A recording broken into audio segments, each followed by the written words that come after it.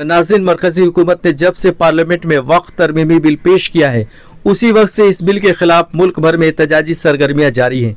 मुख्तलिफ मुस्लिम, मिली व मजहबी तंजीमों की जानिब से इस बिल को हुकूमत हिंद से वापस लेने की खातिर जल्द से जुलूस के एहतमाम किए जा रहे हैं। मुस्लिम सियासी कायदीन लोगों से मिलकर इस बिल से होने वाले नुकसानात के मुतल्लिक उन्हें आगाह कर रहे हैं, उनके अंदर शऊर बेदार कर रहे हैं। सूरत हाल ये है कि रोज बरोज वक्फ अमेंडमेंट बिल के खिलाफ एहतजाजात में इजाफा होते जा रहा। उधर तेलंगाना और केरला की रियासती हुकूमतों ने भी इस बिल को रिजेक्ट कर दिया। ऑल इंडिया मुतवल्ली एसोसिएशन की जानिब से भी वक्फ अमेंडमेंट बिल की मुखालफत की जा रही। इस इदारे के सदर सैयद इरफान शेर ने शदीद तौर पर इस बिल की मुखालफत की। मौसूफ ने नामा निगारों से गुफ्तगू के दौरान मज़कूरा बिल से मुसलमानों के होने वाले नुकसानात के बारे में तस्करा करते हुए इस बिल का बाइकाट किया और इसे मुसलमानों के खिलाफ मरकजी हुकूमत की साजिश करार दी। आज जो हम लोगों ने प्रेस मीट रखा है, तो आप लोग अच्छी तरह जानते हैं इससे कबल भी इस मौजू पर हम लोगों ने मुलाकात रखी थी और मीडिया के ज़रिए ये पैगाम देने की कोशिश की थी कि हमारे मुल्क में ये पहली बार ऐसा हुआ है कि एक ख़ास कम्युनिटी के पीछे कुछ लोगों ने साजिश रची है, यानी कॉन्स्पिरेसी। ये मैं कैसे दावा के साथ कह सकता हूं कि जब मैंने ये तरमीमी बिल जो वक्फ अमेंडमेंट बिल जो प्लेस किया गया पार्लियामेंट में, इतनी प्लानिंग और इतनी साजिश के साथ, यानी 2 रोज कबल बताया गया कि ये बिल प्लेस किया जा रहा है और 2 रोज बाद ही पार्लियामेंट में इस बिल को प्लेस किया गया इस कोशिश के साथ कि ये पास हो जाए। लेकिन बाकी पार्टीज जो है, अपोजिशन पार्टीज के जितने भी मेंबरान पार्लियामेंट, उन लोग जो है इस बात पर उन लोगों का चौकन्ना नजर रहा कि उन लोग समझ गए कि इसके पीछे कोई साजिश है कि ये 2 रोज में पार्लियामेंट में क्यों वक्फ तरमीमी बिल प्लेस किया जा रहा है, लगभग 40-42 अमेंडमेंट के साथ, जिसकी कोई जरूरत नहीं है।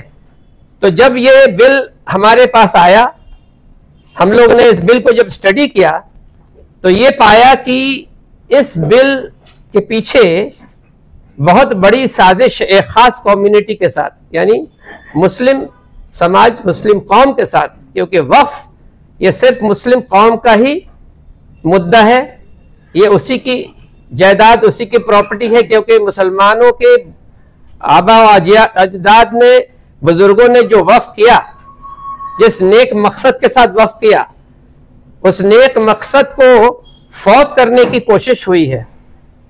मैं आप लोगों को बता दूं कि ये बिल हर सेक्शन वाइज हम लोगों ने एनालिसिस की और उसका जवाब तैयार किया है। इस बिल का हर सेक्शन जो इन लोग डिलीट करना चाह रहे हैं, ओमिट करना चाह रहे हैं, जो आज सेंट्रल वक्फ एक्ट में जो सेक्शंस हैं, वो सेक्शंस को जो ओमिट किया जा रहा है, मैंने उन सब सेक्शंस का जवाब इसमें तैयार किया है और ये इसका कॉपी हर आप सबों को देंगे। आज जो जितने एनजीओस को भी मैंने इस प्रेस मीट में बुलाया है और एनजीओस को बुलाने का मकसद ये है कि हर एनजीओ को ये मालूम हो जाए कि ये वक्फ जो है, इसके ऊपर किसकी बुरी नजर है, कौन है जो इस वक्फ के बुनियाद को, इसके मकसद को खत्म करना चाहता है। मैं बता दूं पहली बात ये कि वक्फ है क्या। वक्फ जो है उन प्रॉपर्टीज, उन जायदादों को किया गया जो मुसलमानों की अपनी जायदाद थी, चाहे वो उनको विरासत में मिली या उनकी अपनी कमाई हुई जायदाद, जिसको उस मुसलमान ने अल्लाह के लिए उसको वक्फ किया इस नियत के साथ कि आने वाले जमाने में ता क़यामत इस वक्फ जायदाद से जो आमदनी, जो इनकम आएगा, वो गरीब, मिस्कीन, यतीम और बेवा, जो हमारे समाज के, हमारे कौम के ऐसे लोग हैं, जरूरतमंद लोगों के काम आए। इस मकसद से वक्फ किया गया। और ये वक्फ के बारे में बहुत सारी मैंने मिस रिप्रेजेंटेशन, मिस इंफॉर्मेशन फैलाया जा रहा है। जब से ये केंद्र सरकार में ये पार्टी आई है, जो सेंटर में, ये देखा गया है कि उसकी यही कोशिश है कि वो वक्फ के बारे में लोगों के जहन में गलतफहमी फैला रही है।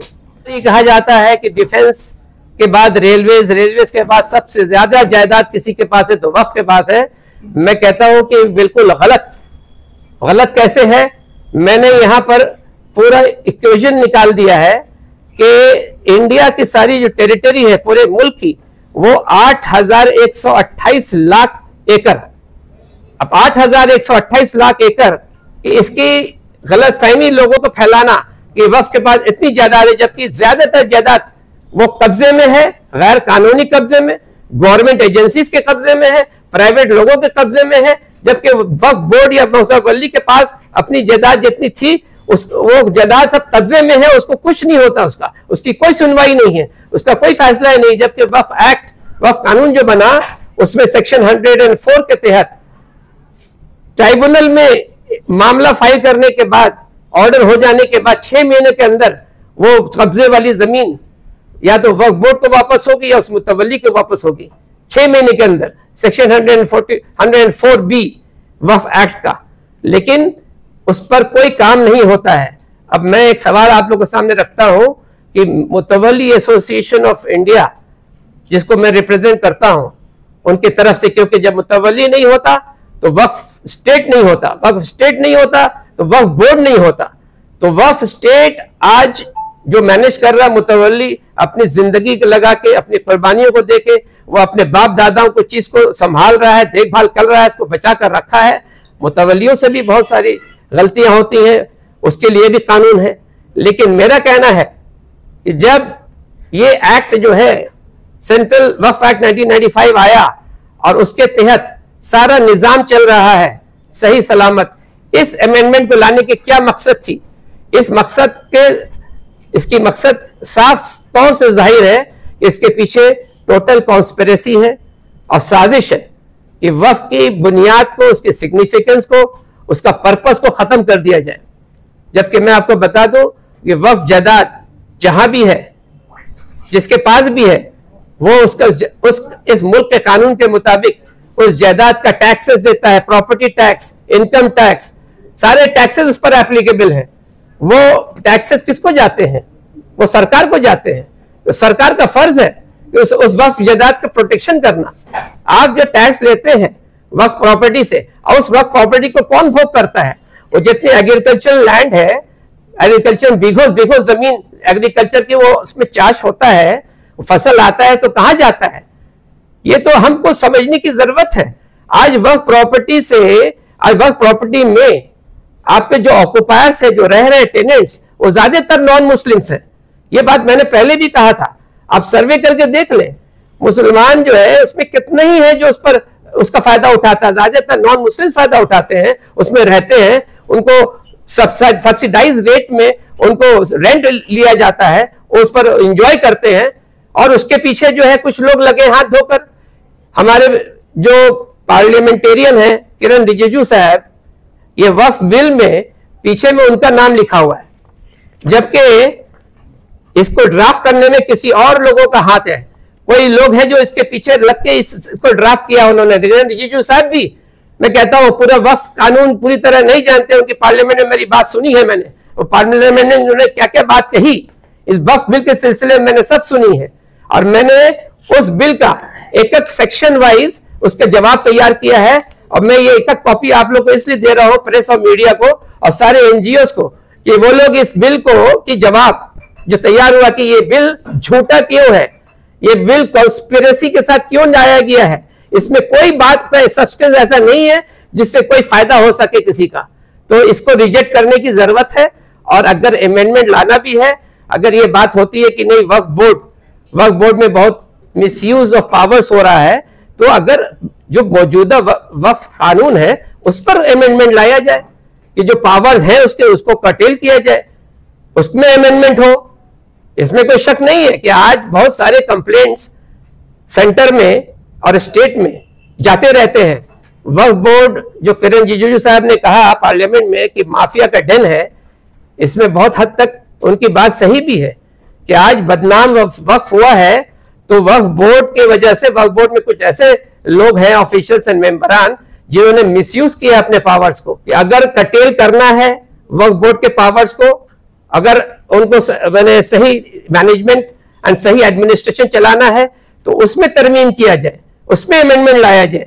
ये पूरा का पूरा बुनियादी ये जो अमेंडमेंट है इन्होंने लाया है कि वक्फ की बुनियाद को उसकी शाख को ही खत्म करने की साजिश हो रही है। अब तो इसके लिए हम लोग सब आवाज उठाते हैं और हम लोग सब एहतजाज करते हैं और अपोज करते हैं कि ये जो वक्फ बिल आया है ये बिल्कुल साजिशों से भरा हुआ है, कॉन्स्पिरेसी के साथ लाया गया है। इसको सारे चीज दिए हुए हैं आप लोगों, हर मीडिया हाउस के लिए और हर एनजीओ को मैं ये सॉफ्ट कॉपी भी दे रहा हूं और हार्ड कॉपी भी दे रहा हूं कि 13 तारीख से पहले दिल्ली में ज्वाइंट पार्लियामेंट्री कमेटी के पास ये पहुंच जाना चाहिए कि हमारा ऑब्जेक्शन है इस पर और इसको पास नहीं होना चाहिए किसी हाल में है। आज जो भी नौबत हुई है, ये जो आया है तरमीमी बिल, ये बहुत हद तक वक्फ बोर्ड के हरकतों के वजह से, वक्फ बोर्ड में गैर कानूनी फैसले और गलत काम होने के वजह से आज ये इसका रिजल्ट है और कुछ नहीं। आज तेलंगाना और केरला स्टेट ने रिजेक्ट किया है, आज ऑफिशियली वक्फ बिल को रिजेक्ट किया है। क्यों नहीं वेस्ट बंगाल गवर्नमेंट ने रिजेक्ट किया?